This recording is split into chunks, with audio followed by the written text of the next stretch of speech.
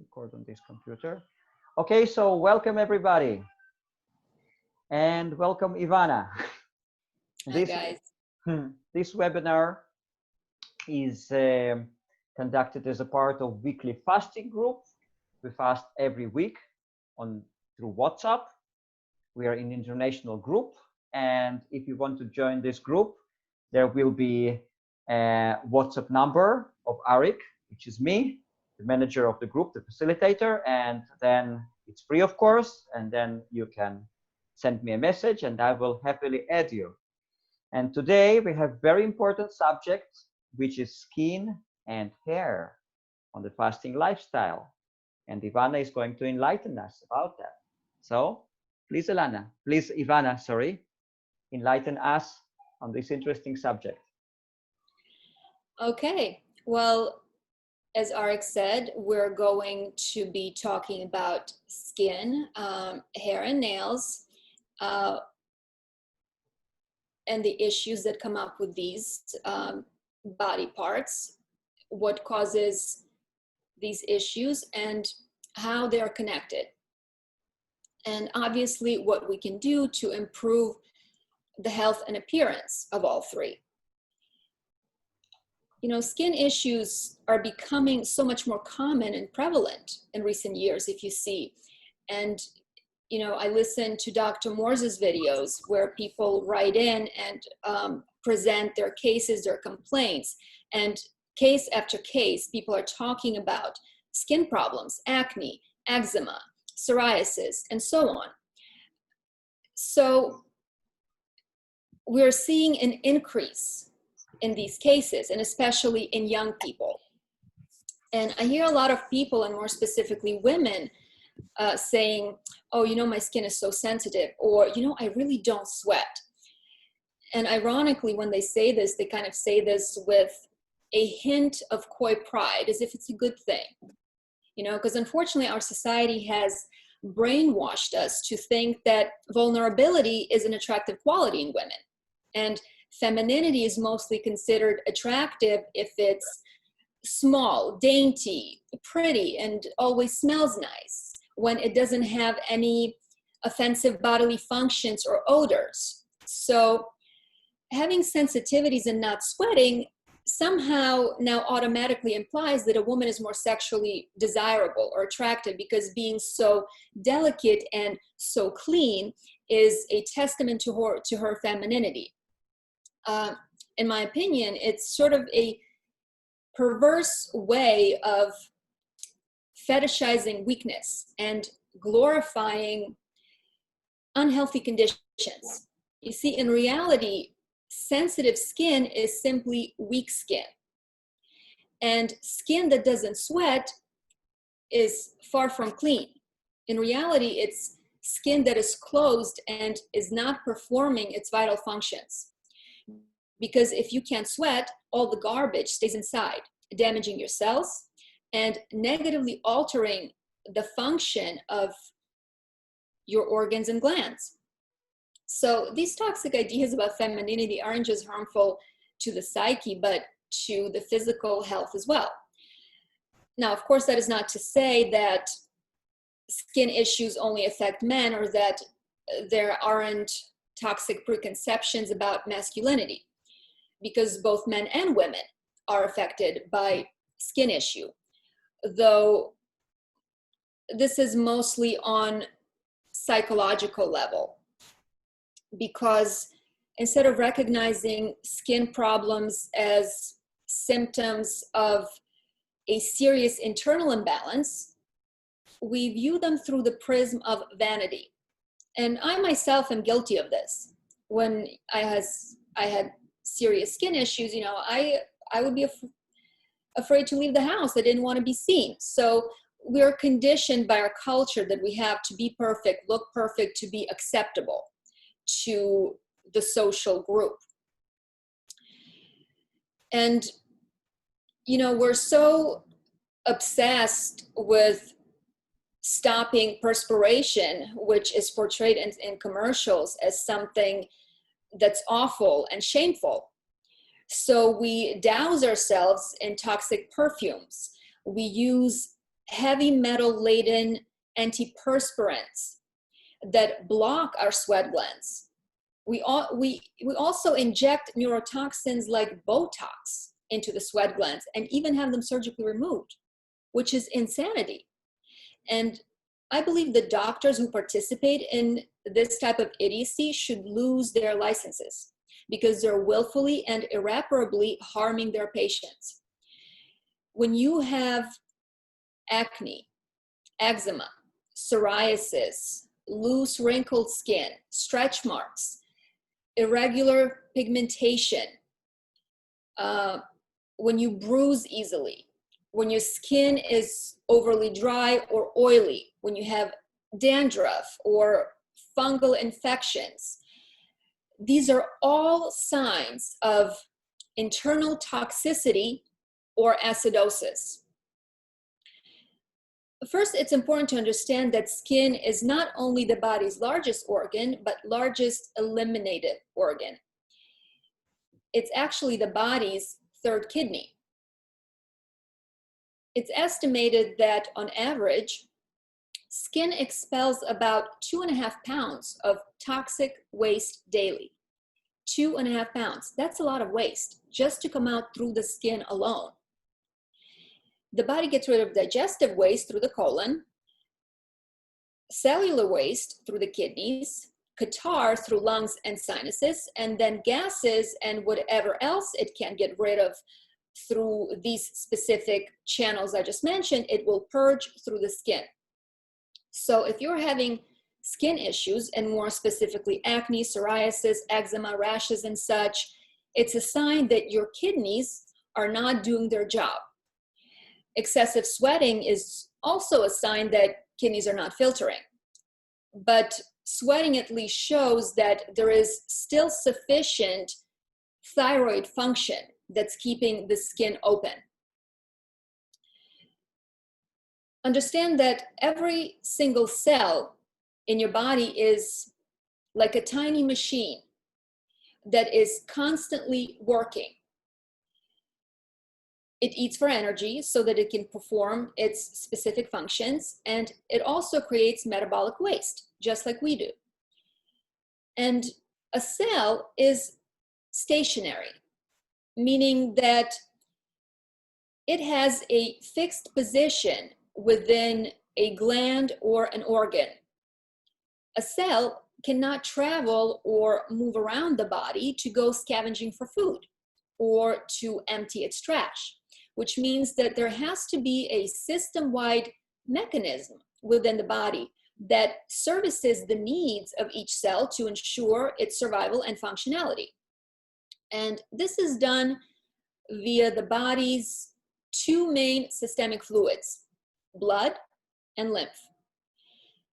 If you were to look at a tiny sliver of tissue under the microscope, you would see a bunch of cells separated by what's known as the interstitial spaces. These spaces are the channels that allow for transport of nutrients in and the waste out of the cells, where the blood is what feeds the cells and lymph is what cleans them. Now, once this waste is dumped into the interstitial spaces, it is then carried to the kidneys via lymphatic channels. Of course, if we're dealing with heavily toxic substances, then they're first taken to the liver, where these compounds are conjugated and converted into less hazardous chemical constituents in order for them to be safely excreted by the kidneys. Now, when our eliminative organs like kidneys and the bowel get backed up, or our liver is sluggish and cannot do its job, the body will employ alternate means of ridding itself of waste. In a healthy person, the lymphatic system is fluid and moves well. It's sort of like a conveyor belt. It's a moving mechanism. So the cells continuously toss their garbage onto it, if we're using the conveyor belt analogy, And the perpetually moving mechanism quickly and efficiently moves it out. But what happens if something makes the belt stuck and it stops moving? Well, the body doesn't stop producing trash as a result of its daily functions. So it continues throwing its garbage onto the belt. But now that the belt's movement has been halted, instead of being removed, the crap, for the lack of better word, simply keeps piling up until it starts to overflow, creating basically one hell of a mess. What also happens when you have a lot of trash laying around and rotting is that vermin move in, like rats, roaches, and maggots. Why? Because there's an abundance of food for them. And the exact same thing happens in our bodies, except instead of roaches and rats, we get viruses, bacteria, and parasites. And of course, the medical establishment blames these microbes for diseases as well as skin problems. If you have acne and you go to a dermatologist, they're going to give you antibiotics, which in the end actually creates a larger problem. Because on the one hand, you have an overflow of toxic trash that keeps piling up and isn't going anywhere, attracting all sorts of critters, which, while not pleasant, at least helps you a bit because they're eating the garbage that you're not able to eliminate. Then on the other hand, you're now killing these opportunistic organisms by introducing harmful chemicals into an already overwhelmed system. This, of course, creates additional toxic byproducts from their die-off that you still have no way of eliminating. And of course, inevitably, once you stop taking the antibiotics, or as we're using this analogy, putting the poison out for the rats and roaches, new critters come in because they can still smell food. And these new critters are smarter than the first batch because they have learned how to sidestep the mouse traps and become much more resistant to our efforts to kill them. And this is by and large how the medical community deals with what they have compartmentalized as isolated skin problems, rather than addressing them as a system-wide failure that's affecting the entire organism, and skin just being one part of it.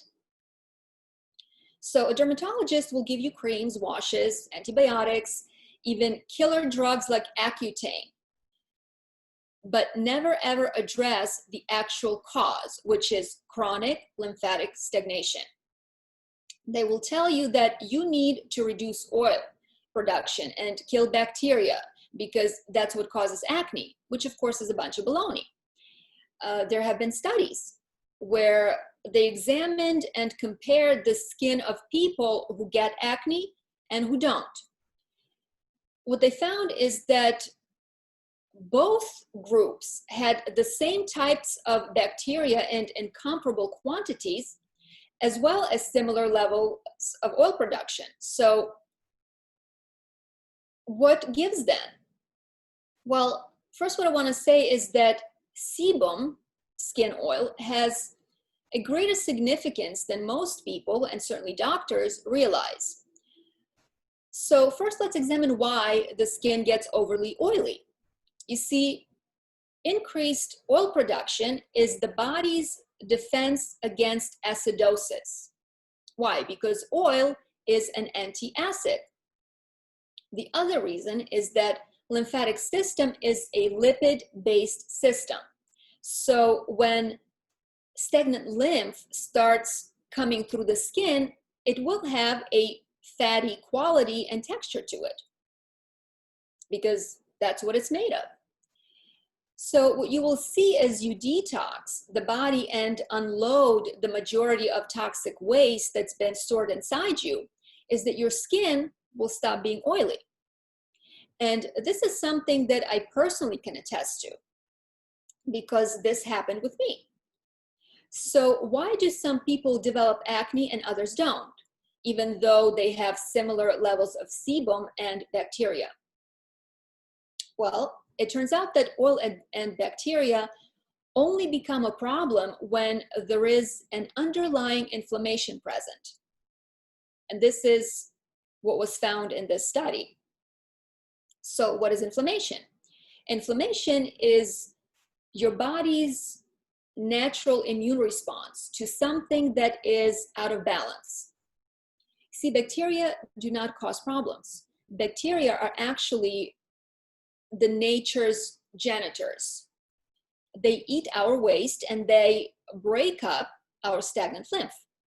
So when we get so backed up with toxins that we cannot eliminate because the body's eliminative channels are blocked, the bacteria will then come in to try and break it down so that it can actually come out.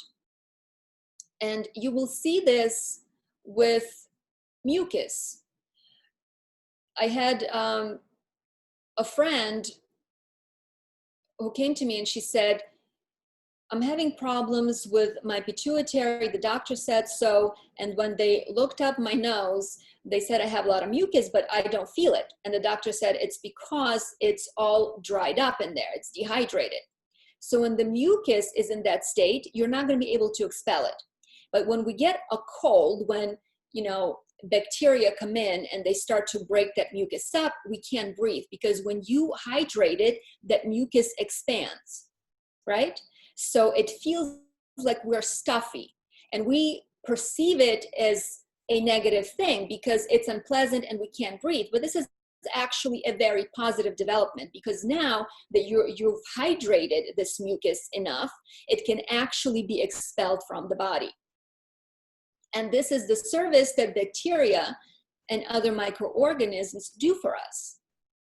But instead of being happy about it, we go and get a pill to kill them. All right, so when you pop a pimple or a cyst, you're going to see milky or clear fluid. And what is that? That's lymph, right? So mucus, oil production, pus that comes out of our pimples, that is all connected and related to the lymphatic system. By the way, the color of the expectoration that comes through the skin or through your sinuses when you expel mucus, the color of this expectoration indicates the level or degree of lymphatic stagnation. A dermatologist tells you that the color of the cyst contents depends on your melanin levels. So if you're light skinned, they say, you're going to have whitish substance in your pimples and cysts. And if your skin is dark, then you'll have dark catarrh. But if you ever watch Dr. Pimple Popper, as I do, because I have a strange fascination with pimples and blackheads, you can clearly observe that this medical theory simply does not bear out. And we see this on the show, even though she consistently repeats this falsehood, saying that the color of the cyst contents depends on the level of melanin. We actually see through her case that this is not true, because light-skinned individuals will often have brown or even black goo coming out of their skin, and dark-skinned individuals will have white or yellow stuff. So this is just another thing that doctors seem to be clueless about. But if you're familiar with the lymphatic system and how it works, then you know that there are 4 stages of lymphatic stagnation, which are clearly defined by specific colors, whether we're talking about mucus, discharge, or pimples and cysts. So these are acute, subacute, chronic, and degenerative. The first, acute, is the earliest stage. this is when the toxic event first occurs and the body responds by producing a defensive substance like mucus or cholesterol. Because remember, lymphatic system is a lipid-based system, and cholesterol is actually the body's defense mechanism against acidosis, which is another stupid thing your doctor will do, is try to lower your cholesterol rather than addressing why your body is producing increased cholesterol, which is in response to acidosis, of course. So the acute stage is going to be represented by clear or white color. And this is most clearly seen in mucus. And if this mucus hasn't been cleared and sits around for a while, it's going to start turning yellow and green, which is the subacute stage. And if we continue to acidify our body with the trash that's accumulating and stagnating, our lymph will start to turn brown, meaning chronic, and then eventually black, which points to degeneration and breakdown of tissue. So the color of discharge that comes through the skin actually shows you the level of lymphatic stagnation that you're dealing with in your system. And this, of course, can vary from one part of your body to the next. So also pay attention to the areas of your body where the skin is affected, because that is where you have actually toxic waste that's not moving. Because if you have breakouts on your face, it's not because of the acids that are accumulating in your legs. It's because you're lymphatically backed up in your head, right? So there's clearly a correlation. And this is where I want to link the condition of the skin to the GI tract. You see, all of our organs and glands are directly hooked into the GI tract via lymphatic and nerve channels. And you can see this especially clearly in an iridology chart, which shows the correlation between the specific segments of our intestine and the rest of the body. And that's why toxicity of the GI tract will affect other parts of the body. So Arik, I want to bring up a picture here so people can see. Let's see if we can do this. Okay, so I'm pausing, I'm resuming the recording. I can do this. You just click on share screen and it is supposed to let you this opportunity.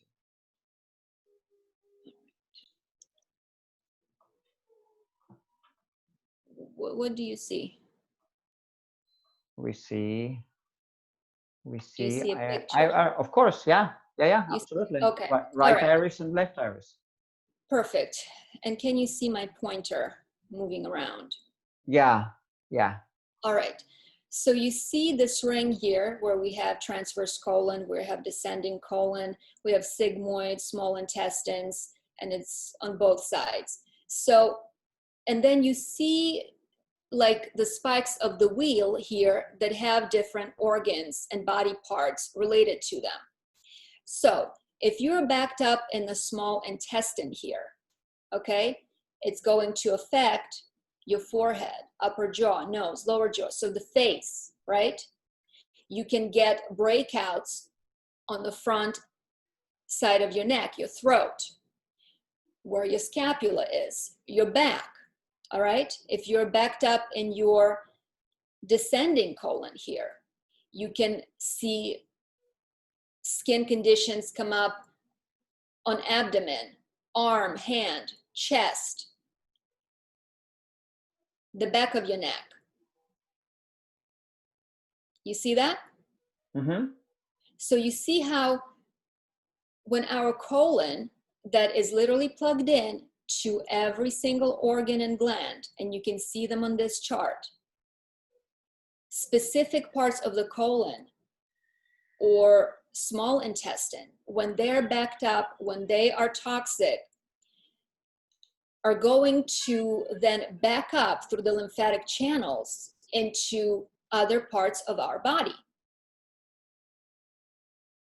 as you can clearly see from this graphic. All right, so I'm going to take this down. So it says that to share view has now been closed, yeah? Yes, yes, yes. Now we see you back. Okay. So let me go back here.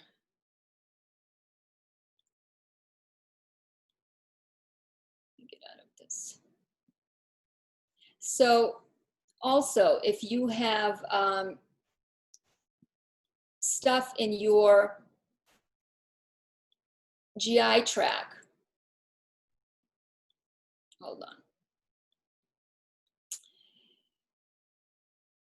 When you have toxicity in your GI tract, you saw the transverse colon goes into the head. So when that part of your intestine is backed up, you're going to see hair loss. You're going to see dandruff. You're going to see scalp acne. You're going to see seborrheic dermatitis. And this is important because these are the things you have to address if you ever want the chance of fixing your condition. And let me just say a couple of things about dandruff, because we see the flaking skin, it seems, right? But dandruff is not caused by dryness. Aside from stagnant lymph that is backed up in the scalp, dandruff actually has to do with fungal infestation. And that's why dandruff shampoo is often recommended by medical professionals as treatment of Tinea versicolor, which is a type of skin fungus, and it usually comes up on your back or on your arms, and it looks like spots on your skin that are lighter than your normal pigmentation. All right, so when you have that, they tell you to bathe with dandruff shampoo. So when you're dealing with dandruff, you're not just dealing with stagnant lymph, but you're dealing with fungus. And by the way, anything that makes you itchy, that gives you that rash that's itchy, has fungus in it. That's what defines fungus. Now, moles and warts are also types of fungal infestation. Dr. Morse, if you're familiar with him, says that these are basically living parasites, and especially with moles and warts, they remind me of the fungus that grows out of the trees, and it's like they have roots in your skin, and you will always find them along the lymphatic pathways where you have clusters of lymph nodes. So they'll be around, they'll sort of follow a pathway around your breast or the armpit and to the back toward the kidneys. So you can clearly see that these moles and warts will appear where your lymphatic system stagnates the most, and it's going to be close to those channels, okay? So if you have warts, moles, or any other fungal issues, it's with almost 100% certainty, I can tell you that you have adrenal weakness and you are not utilizing sugar properly.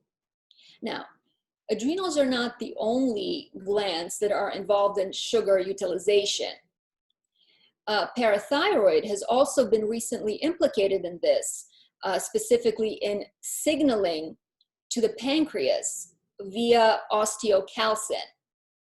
So if you're having these issues, I would be looking at adrenals, but also the parathyroid gland due to its role in insulin production and regulation.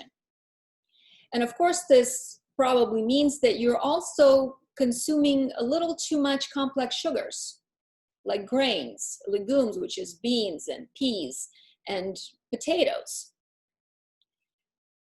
Because a raw diet does not cause this. The only way fruit or raw diet could cause fungus is if you're eating fruit that's overripe and is starting to ferment, or if you're combining your foods incorrectly.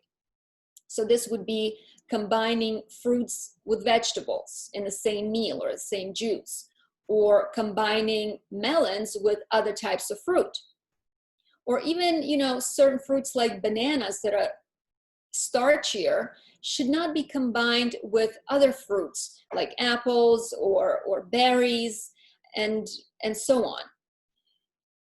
Because you see, different fruits and vegetables have different digestive levels and different digestive time frames.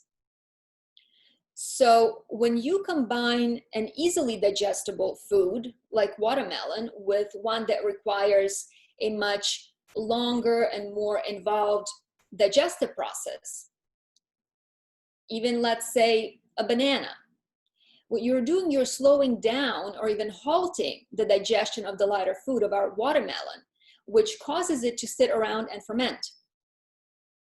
And fermentation creates alcohol. It creates sulfur, which means you're going to be gassy and bloated. And it also encourages fungal proliferation. Now, fungi of themselves produce sulfites and other mycotoxins, which contribute to itching and the sloughing off of your skin. And this is what you see with dandruff and seborrheic dermatitis. And this is why I am generally against fermented foods. They're lauded as health foods, something that's very good for you. But I disagree with this. You see, when you consume fermented products, you are supplying food for the fungus and yeasts that are already living inside you. Understand that the cultures in your yogurt, even if it's a plant-based yogurt, are only good for digesting that yogurt. That's it. They provide no other benefit to the body. Now, if you're eating a lot of complex sugars, which the body cannot digest because it's not designed to digest them, then culture strains of fermented products are going to help you digest them. But the problem is that consuming fermented foods will increase the proliferation of these microorganisms, creating an army of them, and they all have to eat.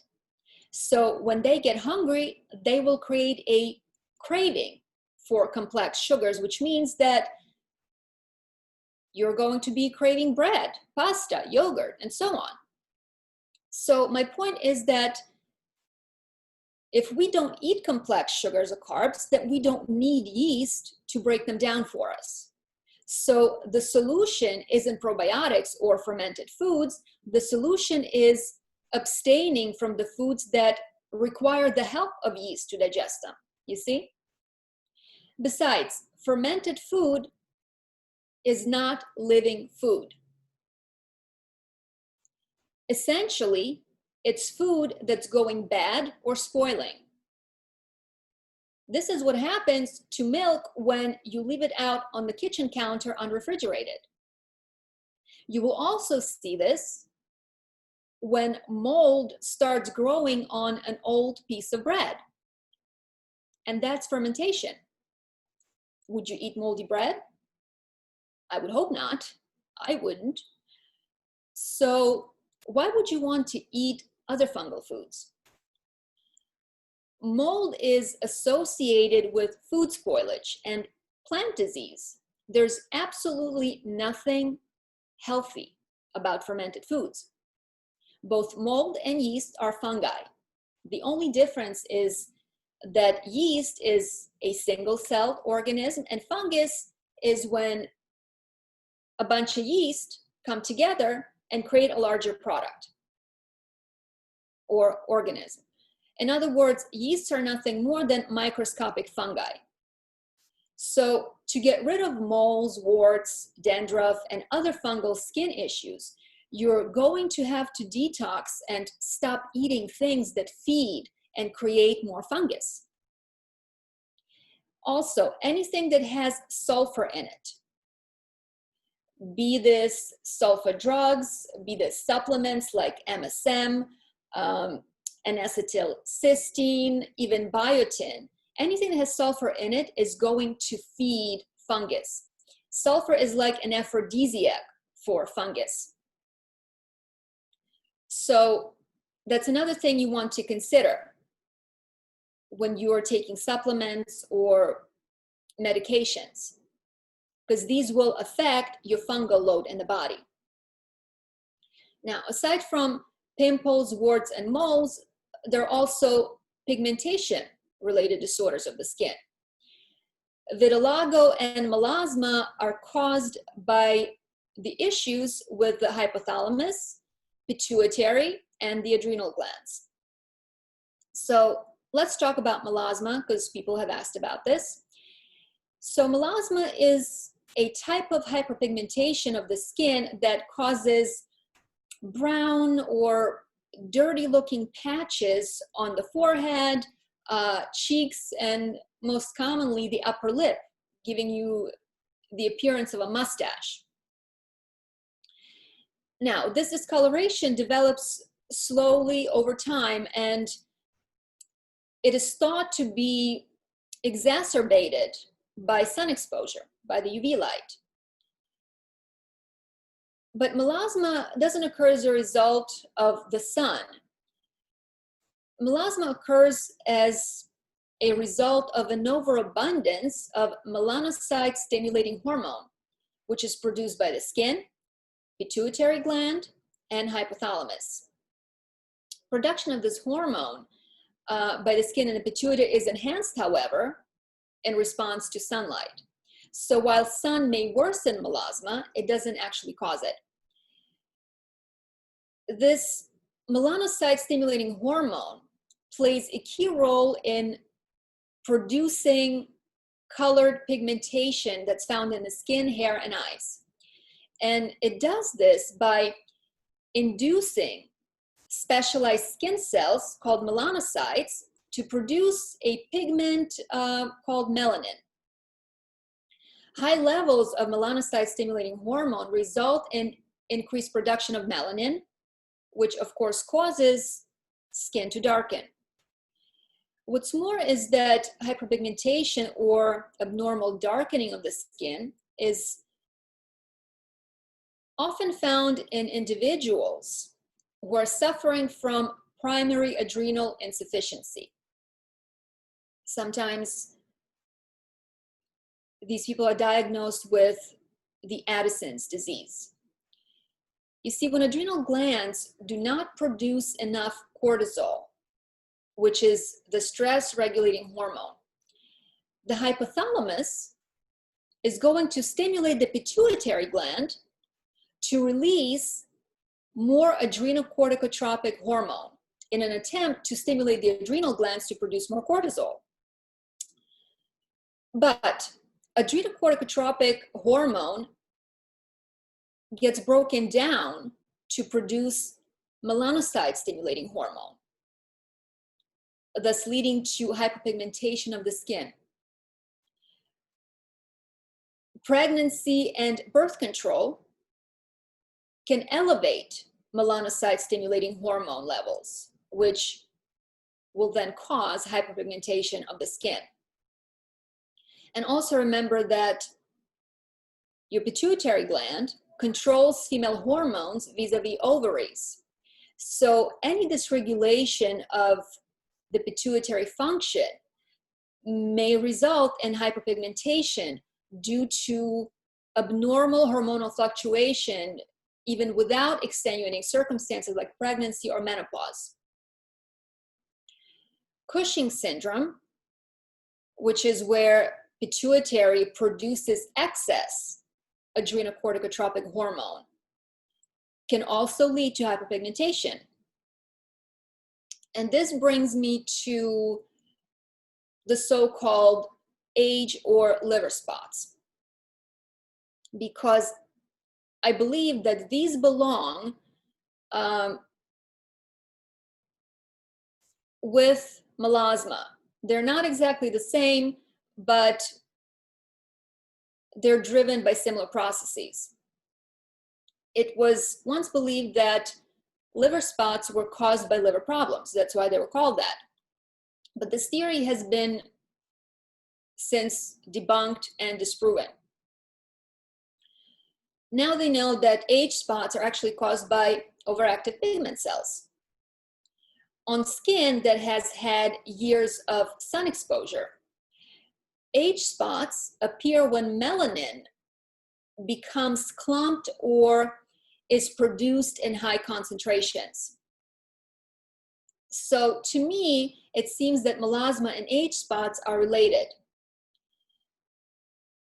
Maybe it's just that when we talk about melasma, we think really about discolorations on the face that are larger, whereas age spots are smaller in size and can appear all over the body. But what you also need to consider is that melanin production in response to sun is a defense mechanism. The sun is acidic, the heat is acidic. So if you have a lot of backed up lymph in your skin that is damaging the skin, the body is going to produce more pigment in those areas to protect itself from the sun radiation. So this is how I see it, and this would be my explanation of it. So I'm sorry I can't give you a better one, so you can do what you want. So that's hyperpigmentation.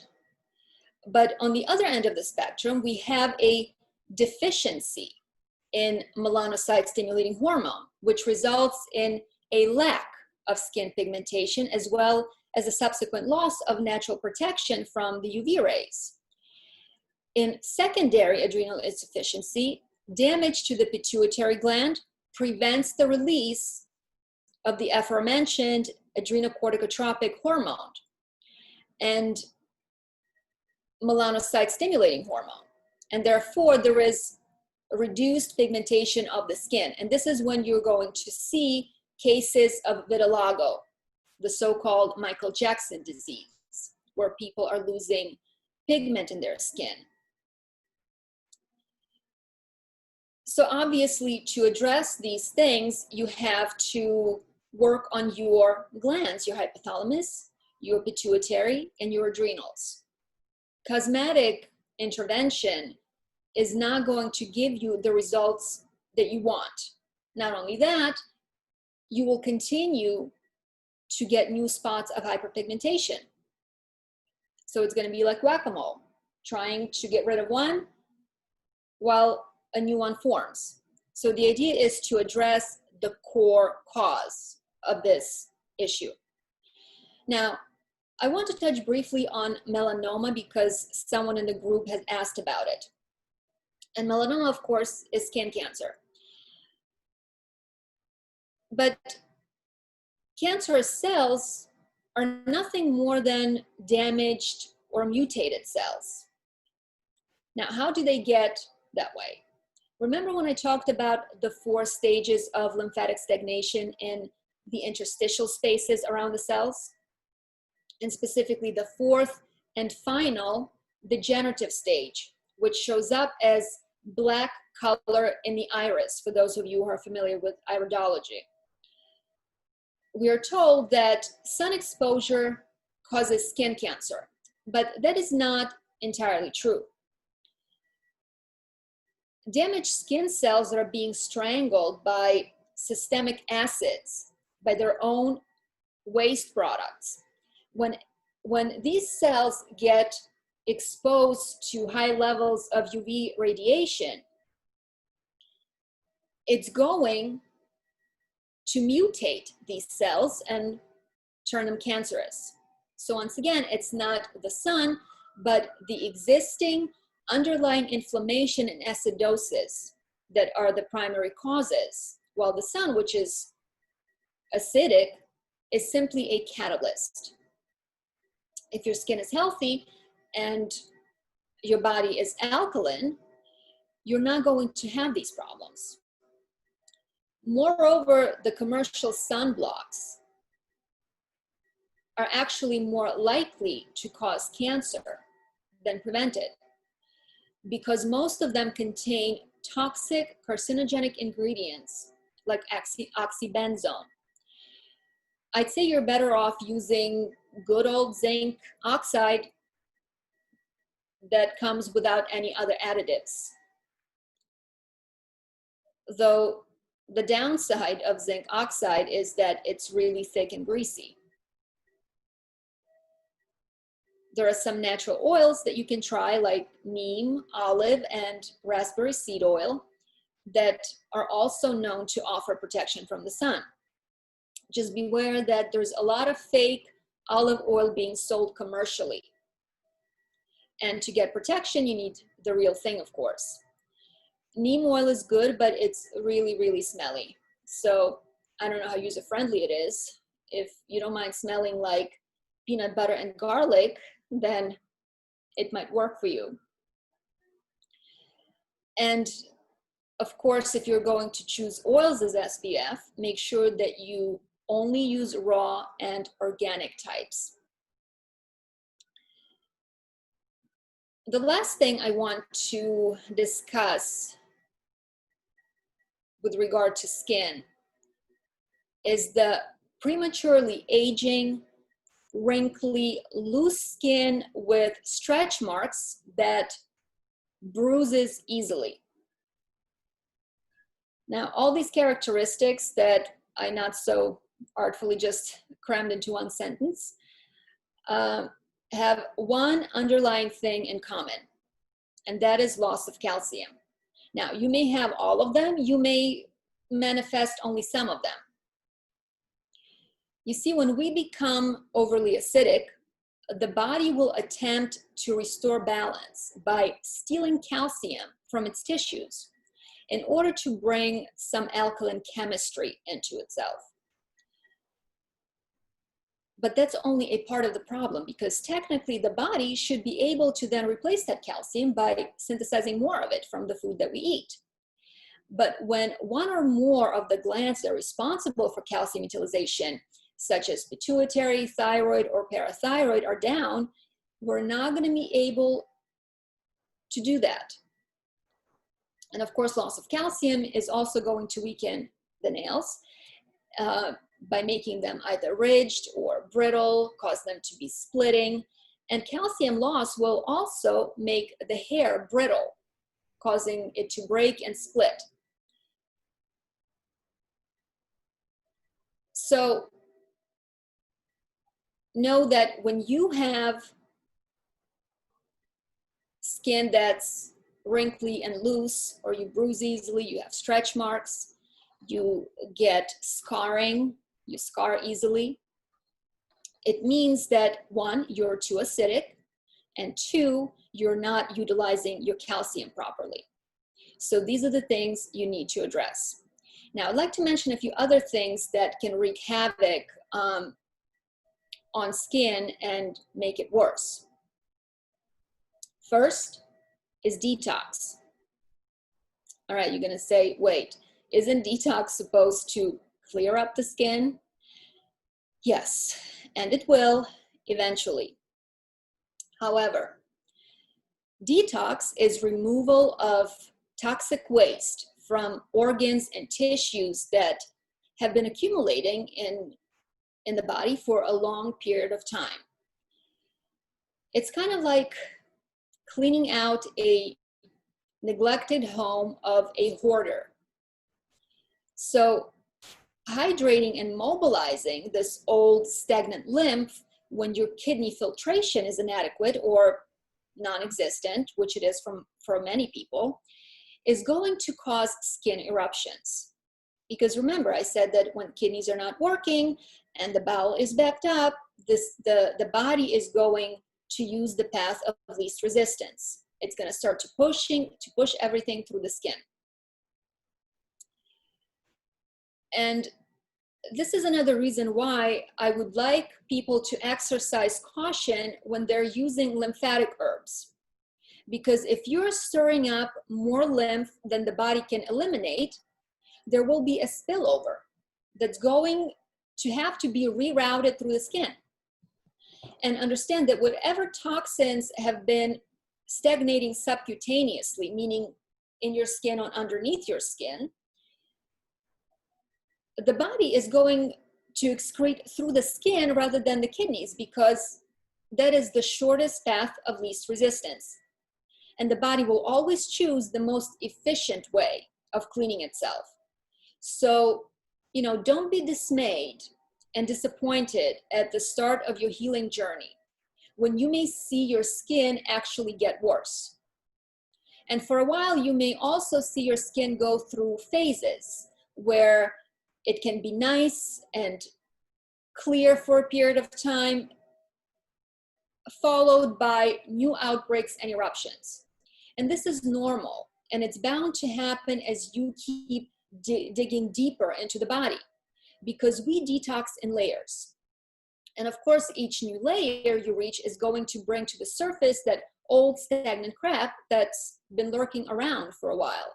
It's like when you were cleaning your house, right? So if you're just doing like light housekeeping, you straighten up the room, you vacuum, you dust, and on the surface, to the naked eye, things look tidy and clean. But when you start moving the furniture and start cleaning behind the couch or on top of the cabinets or behind the fridge, you're going to find all kinds of nasty grime that was invisible at a first glance, but was nevertheless there. So be patient and consistent, and eventually you will see this trend reversing, where the periods of clear skin will get longer and breakouts will become more rare and less aggressive. Second thing that can exacerbate an already bad skin is exercise. Oh no, another one. Why do I say this? When we exercise, we produce lactic acid. That's why you feel sore after a good workout, or everything aches, right?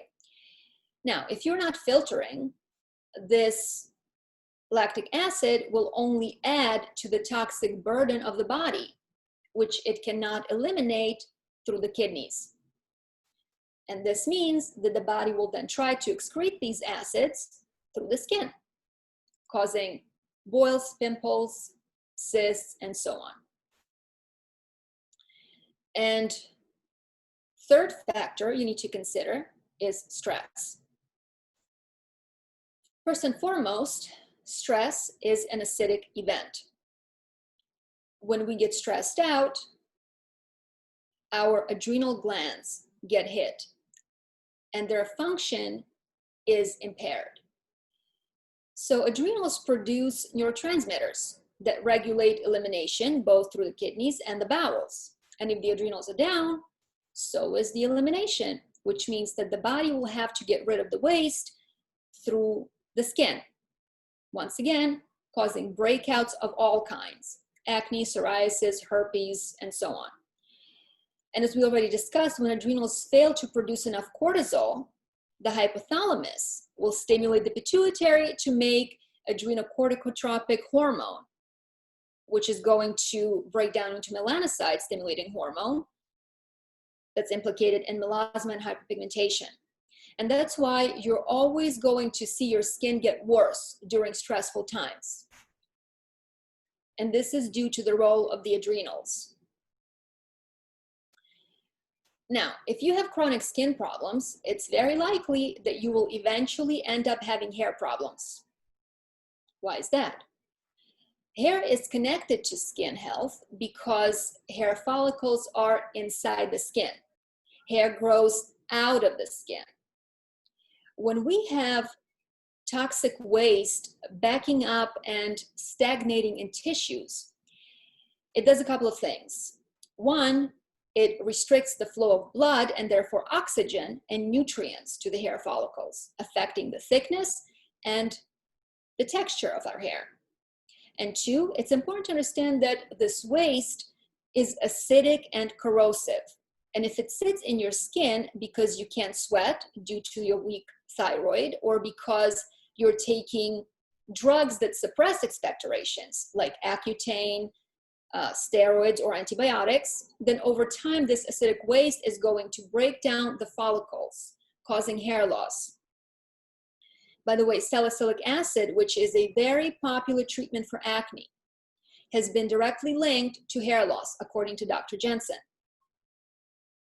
Impaired circulation and certain types of chemical poisoning, like quinine or general anesthesia, can turn your hair gray.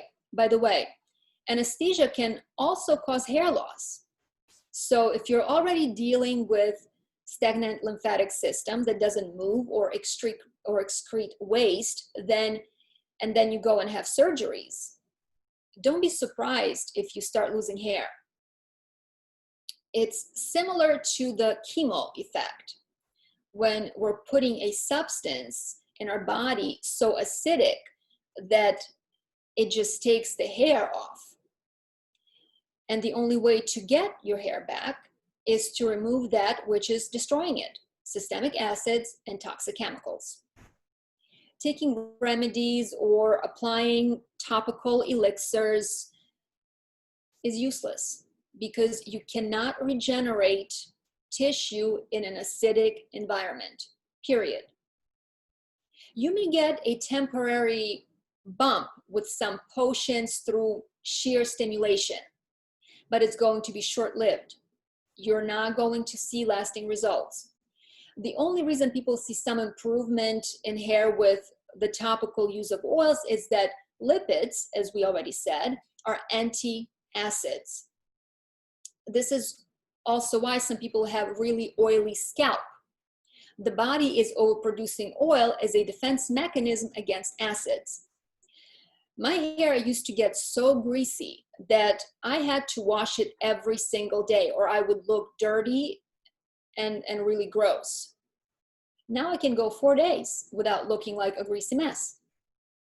You know, I was losing hair for many years. And some people lose hair before they go on a detox and start fasting. And some people start losing it once they transition. So you can have two different scenarios. As I already said, hair loss is connected to acidosis. So when you're overly acidic, and I was on Accutane that I mentioned, which is a really, really, really bad drug. It's so bad and its side effects that you have to sign multiple waivers in order to be on it. And I believe that the doctor that put me on it should lose her license, because this drug should never be given to anyone. You have to actually promise that if you get pregnant, you will abort the fetus. You have to sign a piece of paper in order to be able to take this drug. This is how bad it is. You have to take monthly blood tests and urine tests to keep track of your liver enzymes. So drugs like Accutane have been linked to hair loss. I know other women who have lost their hair from Accutane. What happens though is that it doesn't happen while you're taking it. It happens farther down the road. So it's difficult for people to correlate it. Now, when people go on detox, when they start fasting, they change their diet to raw foods, the body starts to clean itself and it starts to rebuild and regenerate. And anything that is subpar or is made from inferior building material, your body is going to get rid of, because it wants to make everything stronger and better. And this, of course, includes hair, nails, muscle, when you start detoxing, you're going to see you're going to lose muscle. Anything that's made from inferior product, building material, your body is going to let go of. So if your hair was weak, you may not even known that. But if your hair was weak prior to detox, your body's going to start losing it. It's going to start dumping it because it says, this is not good enough. We can do better. So it's very common for people to start losing hair once they go into fasting. And they think that, you know, the raw diet is doing that for them, that it's making things worse. That is not the case whatsoever. The body never, ever will get rid of something that is good and sound and healthy, because the body is very intelligent and very efficient. What I also want to tell you is that your focus should not be in treating symptoms. Oh, my hair is falling out. I need to put something on my scalp. I need this shampoo. I need this potion. I need this supplement. That is not going to get you anywhere.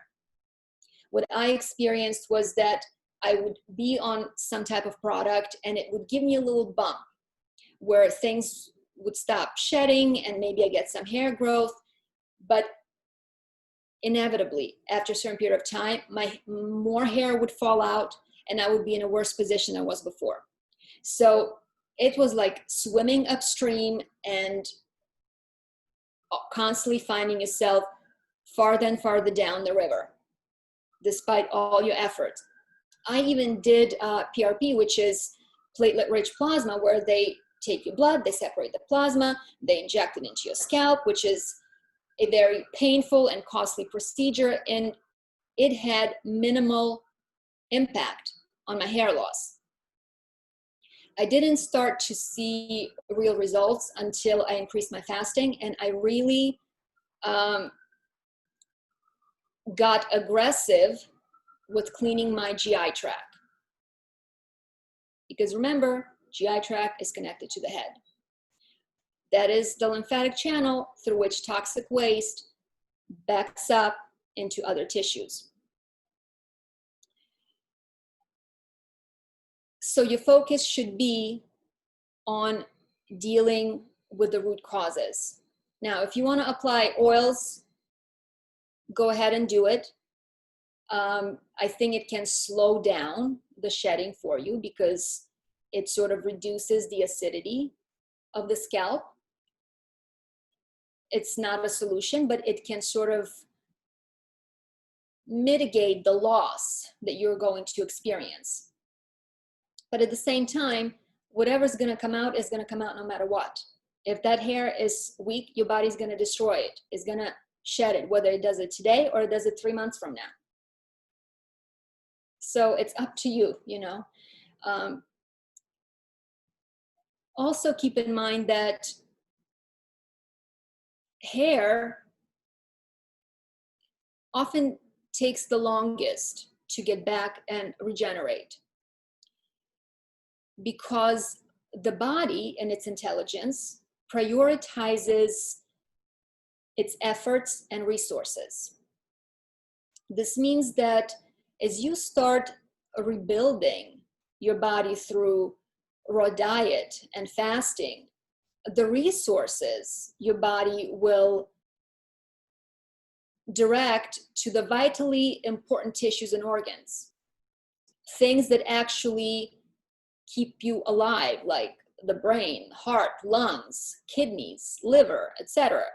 So obviously, hair, in the grand scheme of things, is really not that important. It's not that serious, other than for our vanity.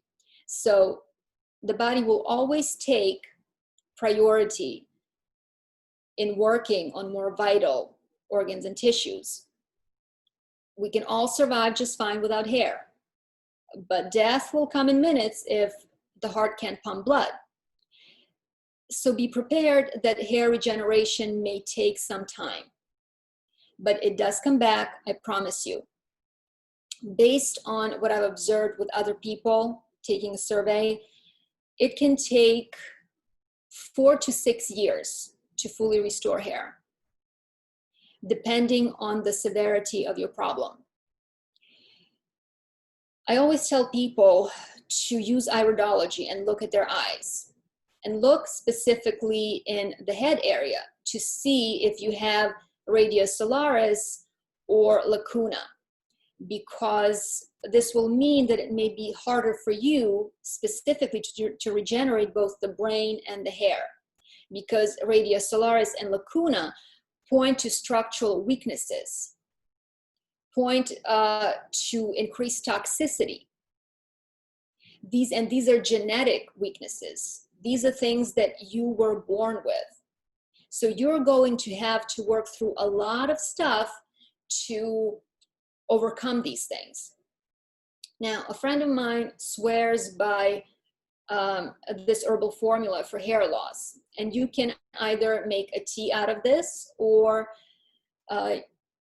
you can make your own tincture where you use 99 point proof organic grain alcohol. You soak your herbs for about 8 to 12 weeks, and then you strain, and then you just consume the tincture. So this formula includes horsetail, comfrey root, oat straw, and lobelia.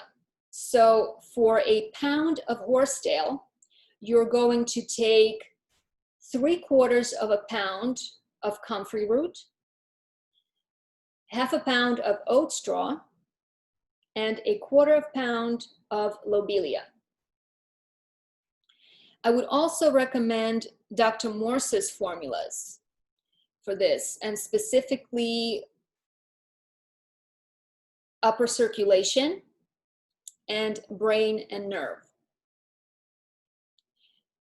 These two formulas have shown ability to regenerate hair and help hair growth. Now, also be sure to stimulate circulation in your scalp manually by doing scalp massage daily. Okay? Don't freak out when you see hair come out, because, as I said, whatever's weak's gonna come out one way or another. It can come out today or 2 months from now, but it's gonna come out no matter what. So might as well accept it, that this is just going to happen, and trust and know that it will regenerate.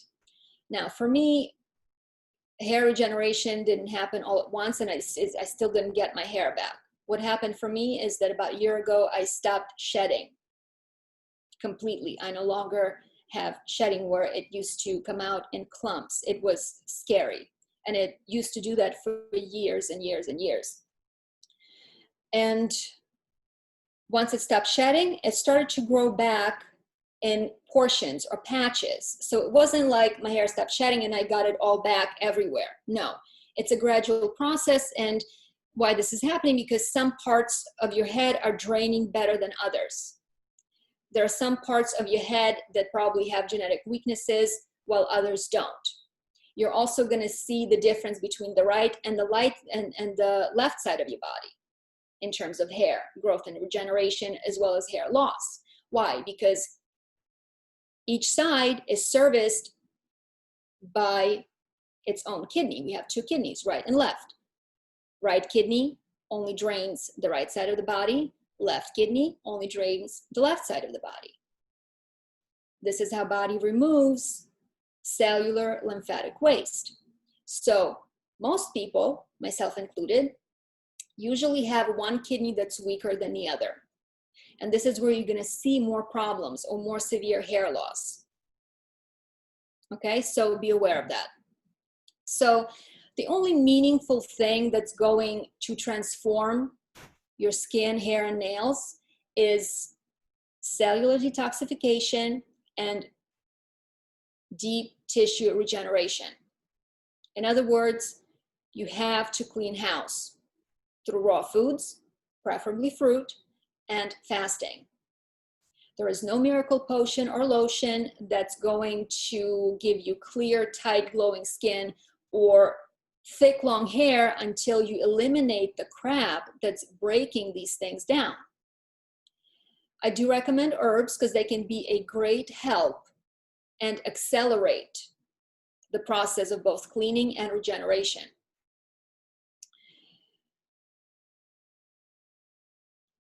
So you're going to have to open up the pathways of elimination. You're going to have to hydrate and mobilize stagnant lymph, and of course improve circulation and regenerate the glands.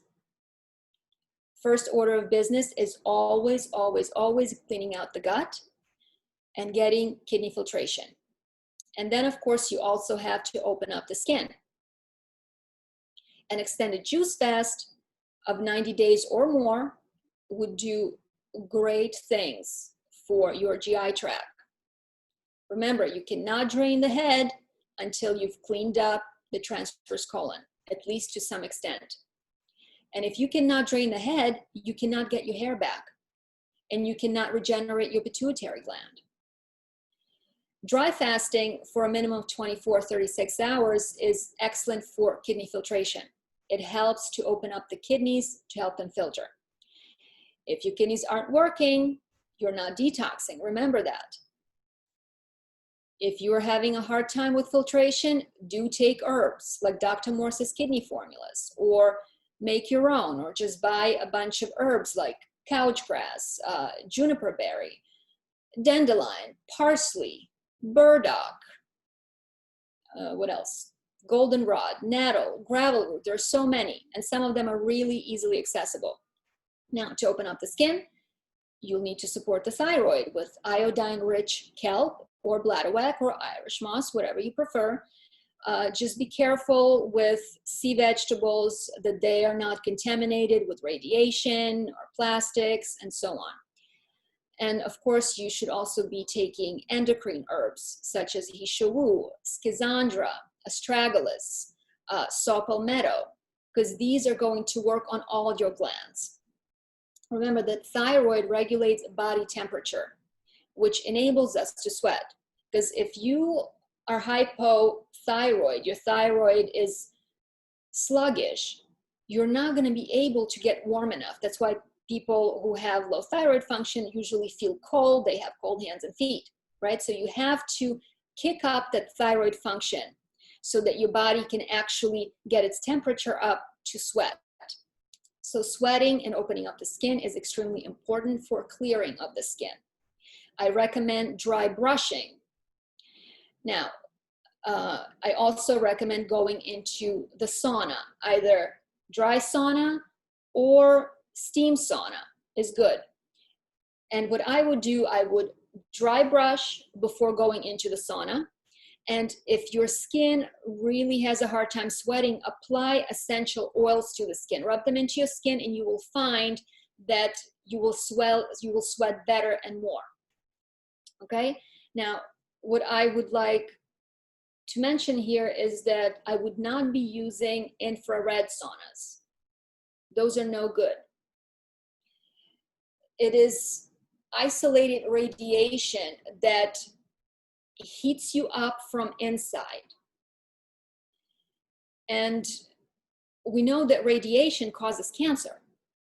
So when you have a lot of acids that are strangling your cells, that are damaging them, impairing their functions, and then you apply this radiation toward them, you're going to further destroy these cells. Just like cancer happens from UV radiation, cancer will happen to those cells from infrared radiation.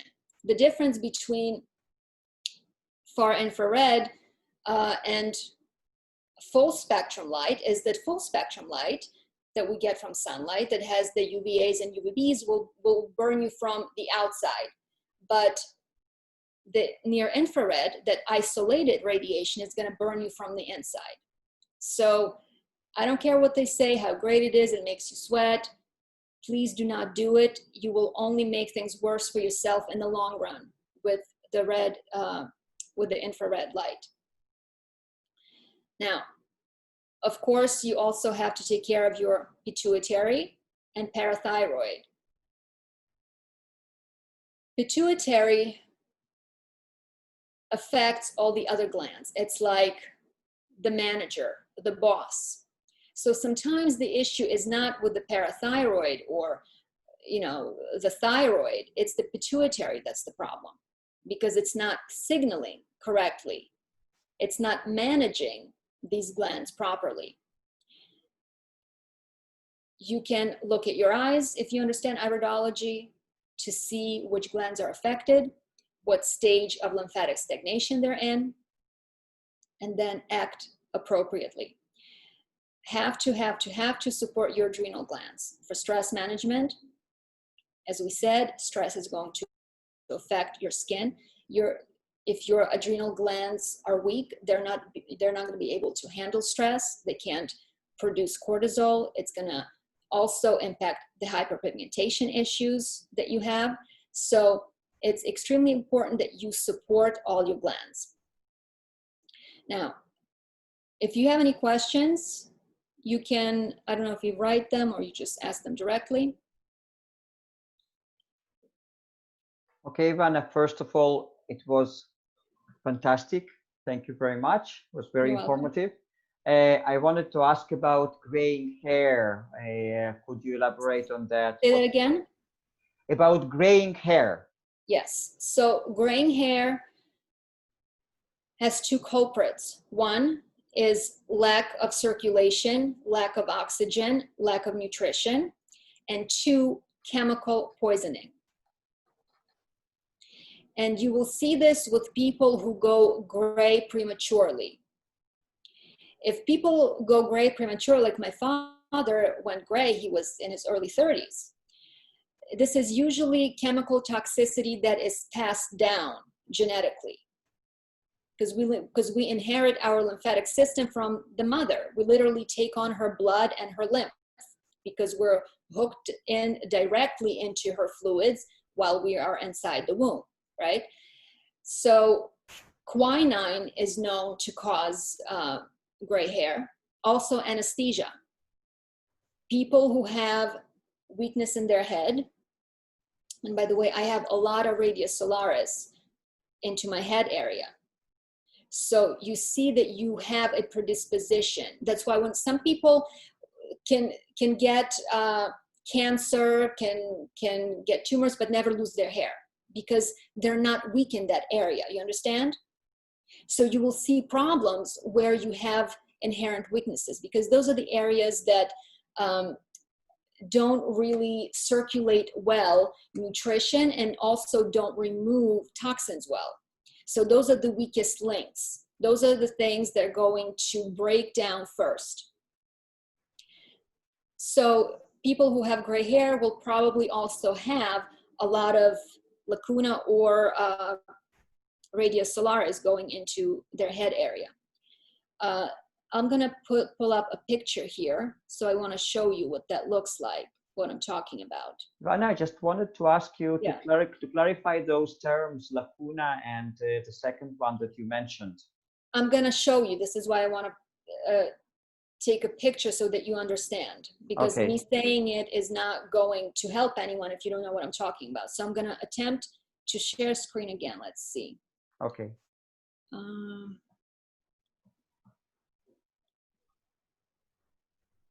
Okay, so you see this picture? Yes. Okay, so you see these lines, deep lines like spokes on a wheel. Do you see them? Yes. All right, so these lines, and your head is right here in this area. It's between 11 and 1 o'clock. So when you have these deep lines, these deep radius solaris, these are like toxic tunnels, and you see they're emanating from the GI tract, and they're going all the way into the head. And you see this person has like this dark outside ring around the iris. This is where the skin is.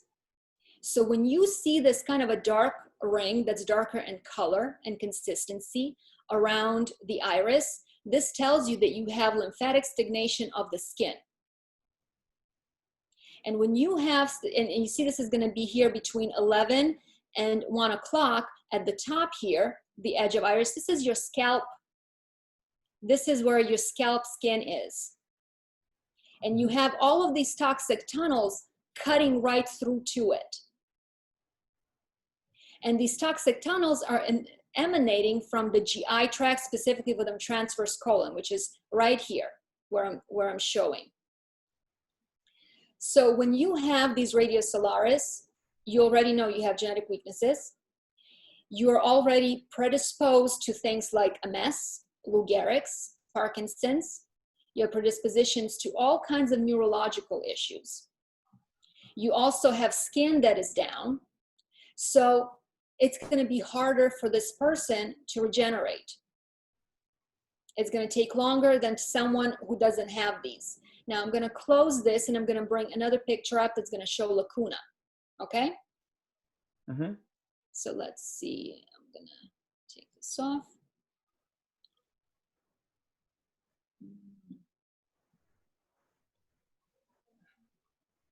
All right, so here we have another picture. And once again, remember, between 11 and 1 o'clock, you look at your iris as if it's the face of the clock.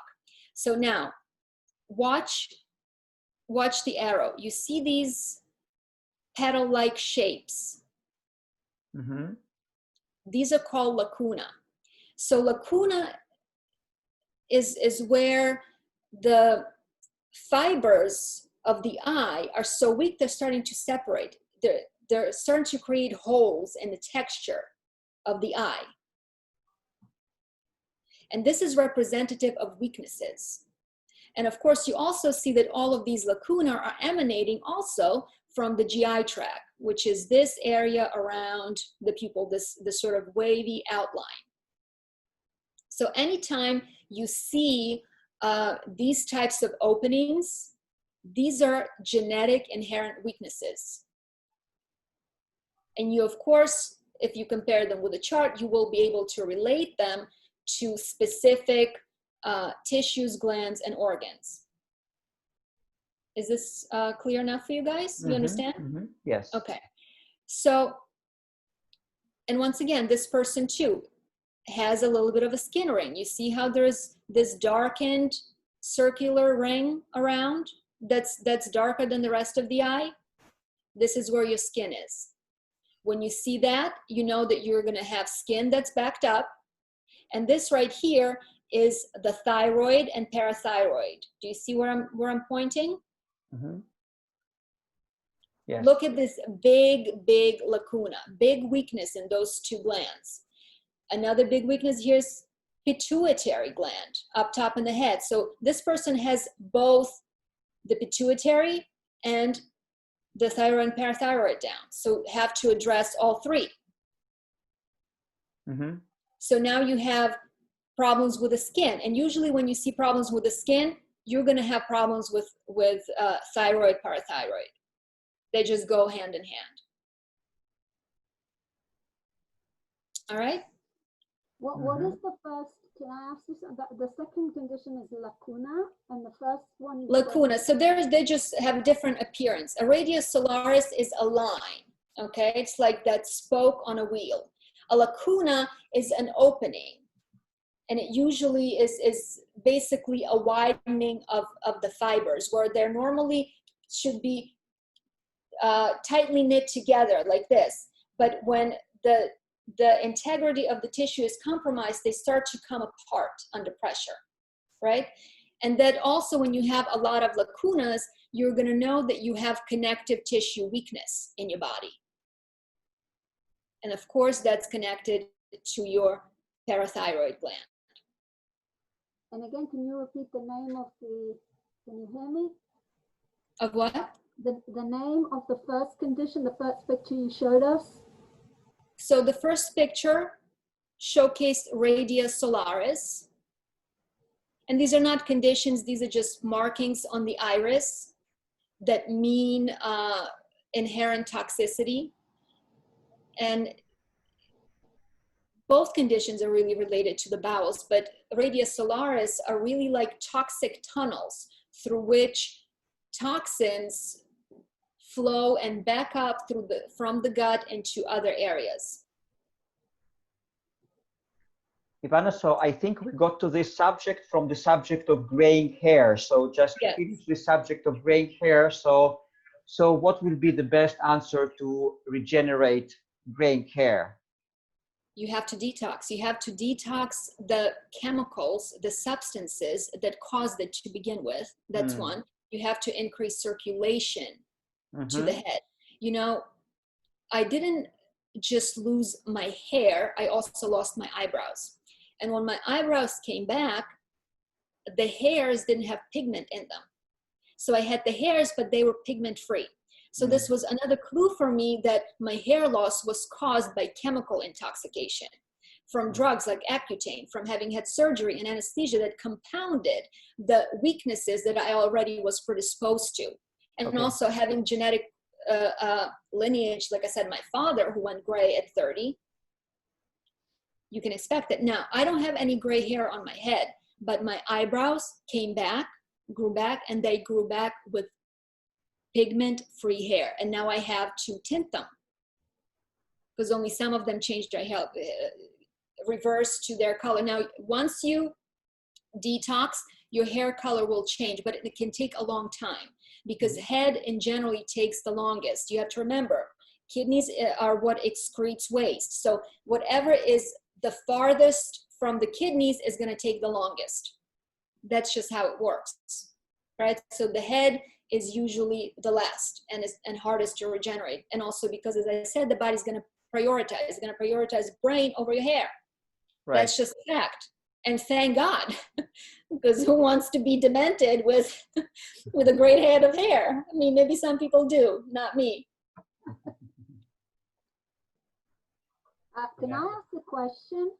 Sure. You said about sunscreen lotions that they're ineffective and they're even... They contain a lot of cancer-causing chemicals that have been actually in studies and research shown to cause skin cancer. So what do you do? How do you protect yourself? You can use zinc oxide. It's that old-fashioned sunscreen. Remember in the 50s and 60s, you could see like a white patch people put on their nose to protect themselves from the sun. That's zinc oxide. It comes out of the tube really thick and greasy. It doesn't spread really well. The good thing about it is that it doesn't really get absorbed because it's so thick. It has that thick consistency, and it's, compared to other things, it's really not toxic. But you know, you're gonna have to give up the lightness and transparency. You're not gonna look great when you wear it. So there's some pros and cons there. And also you can use oils. I've never used oils for sunscreen, but as I said, neem, olive oil, real organic olive oil, that's 100% olive oil, not mixed with other stuff, has been shown to have a fairly high SPF. And also raspberry seed oil has been shown to be great. Raspberry again? Raspberry seed. I didn't hear you. Raspberry seed. Ah, seed. Okay, thank you. Yes. Yes. Ivanna, and another question about the condition of dry skin. Dry skin that gets broken easily, especially in the cold weather, but basically dry skin, very dry skin. So what it might be caused by? Well, think about it this way. Acids are really dehydrating. So if you're really acidic, it's going to dry you out, because when things are moving, everything is hydrated. This is why we call detoxification a hydrating process. And we talk about lymph being stagnant, mucus being hardened and dried up, because this is the nature of acidic chemistry. It dries everything up. So you get flakes, but flakes are not just about dryness. Remember, we talked about that. This is also a fungal issue. Also, when people have sort of this, it almost looks like their skin is dusty. It's actually uric acid crystals that the skin is excreting. And this is why dry brushing is so good, because you're going to get rid of all that. And it's not about putting lotions on. If you're going to be dry brushing on a regular basis, you're going to see your skin improve, and it's going to feel much less dry. Because as you continually get rid of those acids, that uric acid, you're not drying out the skin so much. In my case, hydration is from within. Yeah, in my case, I don't have any problems in the summer, in the hot weather, but when the temperature gets lower, then my skin gets much drier, and it gets to the point when it even breaks, and you know, the blood comes out. But in the summer, no problem. Breaking skin is, again, weak skin. This is connective tissue weakness. This is parathyroid. But also when things get cold, there's less humidity in the air. So we're not absorbing as much into the skin from the air. So we see it. So in the winter, I would say it's not that it gets worse. It shows you what it really is like when it's not getting that extra moisture. Yes. And also thyroid is implicated when in skin dryness, when you have hyperthyroidism. When thyroid is overactive, it's going to cause dry skin. So basically, thyroid is responsible for hydration in general and skin hydration in particular? No, thyroid is not responsible for skin hydration. Thyroid is responsible for temperature regulation through the and skin that either is going to be too hot or is going to be too cold to sweat. Okay.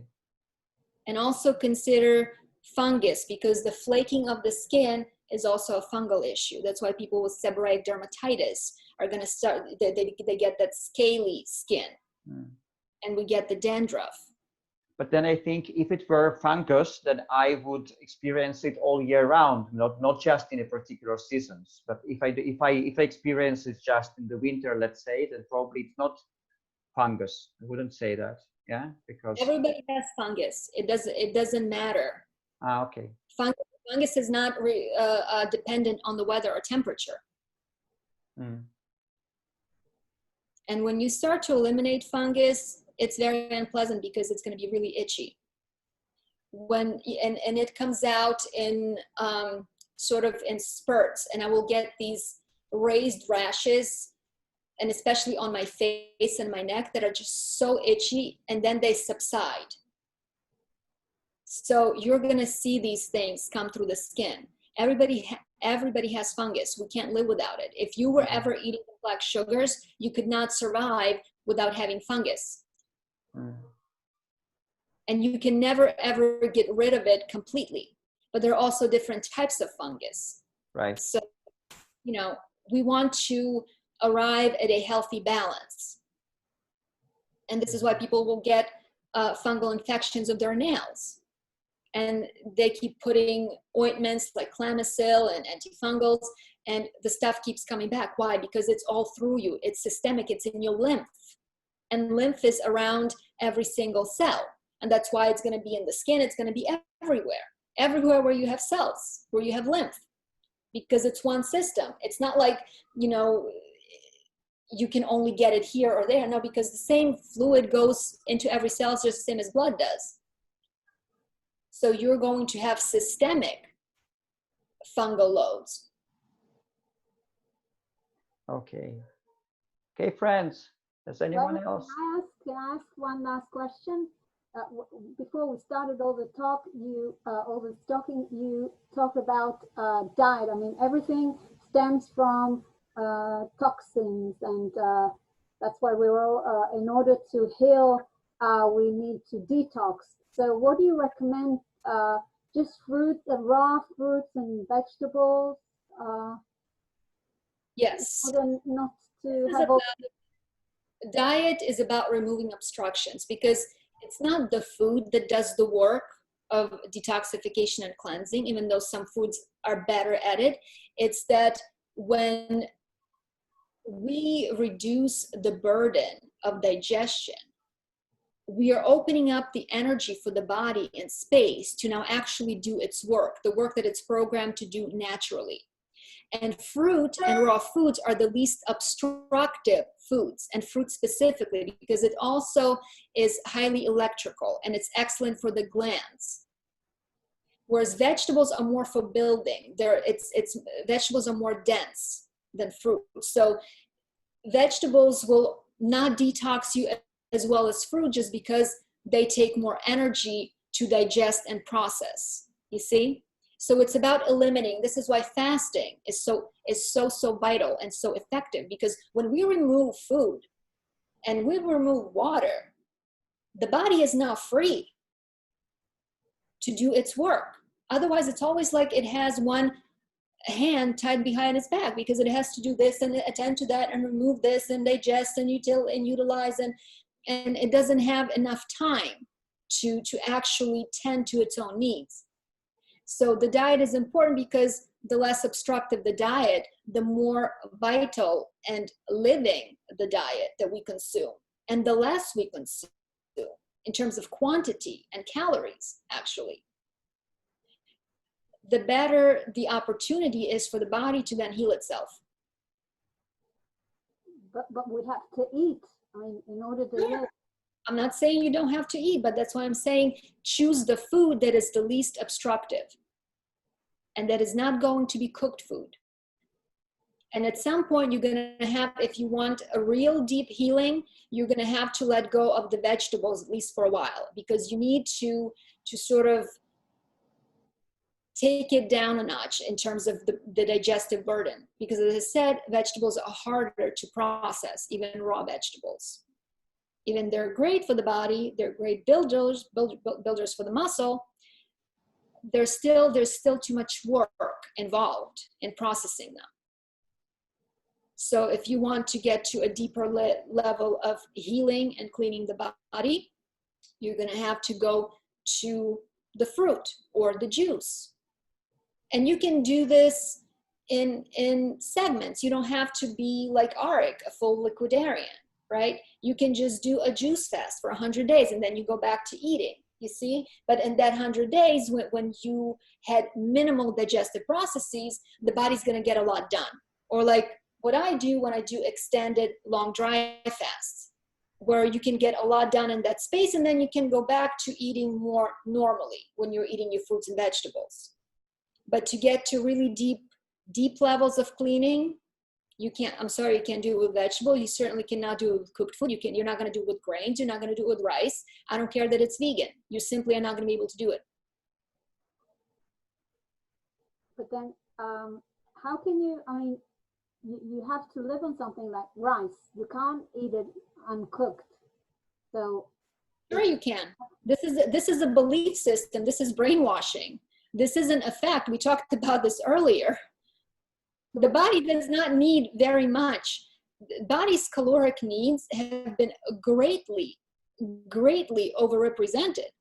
The body actually needs very little. 99.9% of what you put in your body comes out the other end. The body discards it.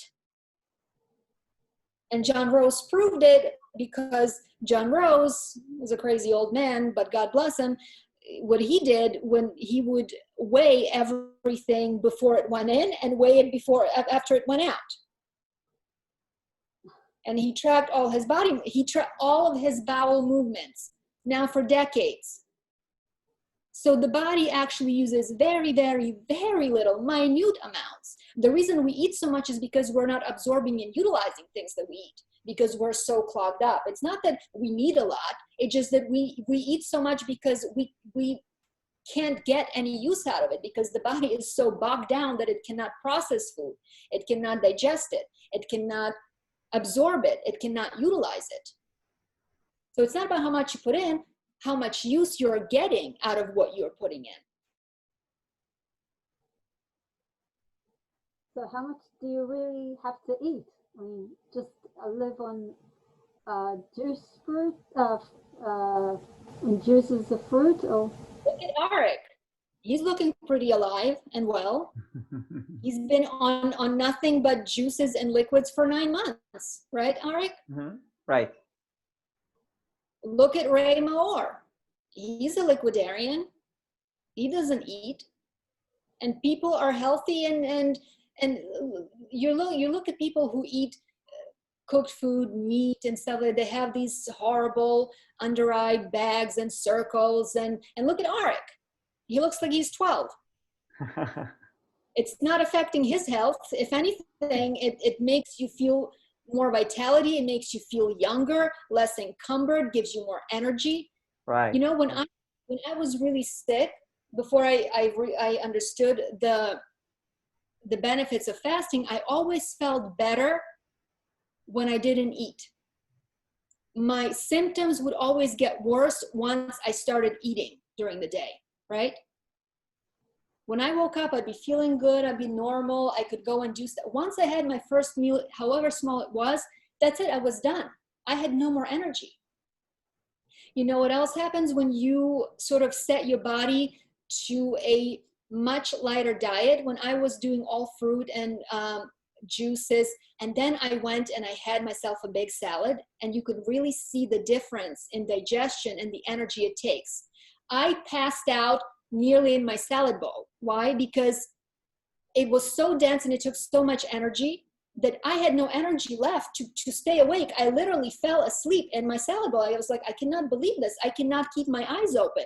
It was lunchtime and I had a salad. It was all raw. It had only 3 ingredients. And yet the difference in energy it takes to digest a salad of cucumbers, avocados, and some Brussels alfalfa sprouts versus digesting a mango or a watermelon is tremendous. And you can see this, like, you literally have no energy. I passed out for a few hours. Right. Because this is how much energy my body had to divert to digest it. Understand that average person's energy, about 70% of it is spent on digestion and elimination. Imagine if you free that energy up by eating less or eating things that are easier to digest. Imagine if that energy is now diverted to your brain. The things you could do. So this concept is a social construct that we need to eat, and we need to eat this much. And it comes from this conditioning where, you know, in the earlier days of humankind, where food was scarce, and, you know, humans were always looking for food, or there were periods in history where there were famines and people were dying from hunger, basically, and starvation. It has conditioned us that we need more. But this is not actually true. Yeah, Arik, can I ask a question? Connie here. Absolutely, absolutely. Yeah, two thoughts I had. Like, you know, when I try fast and I feel, you know, okay, sometimes I feel a little bit tired and I'm looking forward to my 2 hours window, and then I consume something and I'm so excited and consume it, and then it's over, and it really feel like it doesn't bring me the happiness. You know what I'm saying? Like, Right. I'm even like, I mean, yeah, I ate something because I was so excited, because it's like, okay, that's the end. Like, that's what I'm looking forward during the day, you know, like something like that. And then I consume it. I'm like, well, it was not really worth to be excited about it. It didn't really feel, it didn't make me energized. Right. Ivanna, the question that I had for you is, in regards of not eating and detoxing and healing, is, for me, it's really hard with my stuff, is finding the fine line between, okay, I don't want to go in a deep healing journey, because I can't deal right now with all the healing crises too much. But I want, but I can't deal with it. So for me, it's like, you know, my stuff that is going on. So yeah, it's for me hard to find the path. I don't know how to express it. Sure. So. Well, the way I do it, I can't be on this fruit like for long term. This is why I like to take chunks of time where I go really deep and really intense, where I'll go for 7-9 days without food and water and get a lot done. And then I go back to the more normal way of being. I'm still eating raw, but I'll have, you know, my avocado. I'll have some veggie fruits rather than all fruit. So it's about finding what works for you. Mm-hmm. Because when, you know, it's better for me this way. It's easier psychologically and emotionally for me, because I know that this time I can strap myself in and I can go full bore, completely focused for this amount of time. And then I can let go a little bit. Mm. That doesn't mean that I go off and start eating cooked food and you know, dead food and animal products. No. But it means that you're not as intensely focused. You're not as strict. I think one that makes sense. I think the specific question is, you know, especially cleaning out the colon. So, you know, we talked about, and I think you've mentioned in one of your videos, if you really want to dig deep, you know, and getting the stuff out of the colon, you have to, and that's what I'm struggling, you have to choose fast 3-4 weeks, you know, or 5, you know. No. Okay. Very Okay. Because like I said, all of that waste is dehydrated. So you're not going to be moving it out right away. It took me 32 days on a juice fast before I actually started moving old hardened waste out. That's how long it took for me to hydrate, to even get started. So the first 32 days, we're just warming up. This is just prep. So if you go on a juice fast for a week, you're not getting very far. Yeah. You see what I'm saying? So if you're going to do it like that, then it's going to take you years. This is why people get disappointed and disillusioned, because they're doing the bare minimum and they don't understand how big of a job it really is to get the GI tract clean. I watched one guy who was on a juice fast. It took him 115 days to start releasing stuff from his diverticulums. There's another guy that was on a juice fast for 6 months and he still had stuff coming out of him. So he broke it before he finished, because we, you know, usually the common sense knowledge is that you stay on a juice fast until you stop eliminating old fecal matter. And he didn't stop it after 6 months, but he goes, I need to stop this for at least take a break, because it's getting a little too much for me. And you can do that, but you have to be realistic about what it actually takes. I mean, I laugh. I fall off my chair laughing when people talk to me how they went on a juice fast for 2 days and they think that they've detoxed and they're now super healthy. You know, they have no idea. They don't have a clue. Yeah, I think it's so interesting psychologically what I've been dealing with, like, you know, the past 2 weeks of the tri-fast, which is amazing. Then I have a, you know, this small window, and I just have like a small, like, fruits or salad. It's really small because I can't eat anyway a lot, you know, and I'm really fine and satisfying. But just giving up this small little thing, you know, and instead of choosing it because I want to go on this long juice fast, you know, like let's say a month or something, this small thing is so difficult, you know, like I don't even know, you know, it's just, I have so much respect for all of you. I don't understand.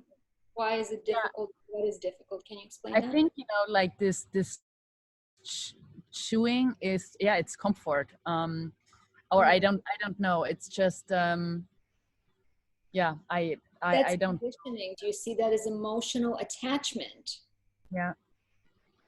This is only you have to redefine the situation. People who suffer on detox journey, people who feel like they're giving a lot of stuff up, are the people who are thinking about this as something they're going to do short term, something that they need to sort of suffer through before they can get back to their old, comfortable, fulfilling life, eating foods that they used to eat. You have to shift your perspective, how you think about this. If you think about it that way, then you're going to suffer through your detox, because you're going to be thinking about this something, oh my God, how soon is this over? How, you know, how much more of this do I have to go before I can go back to that which I find comforting and pleasing and fulfilling?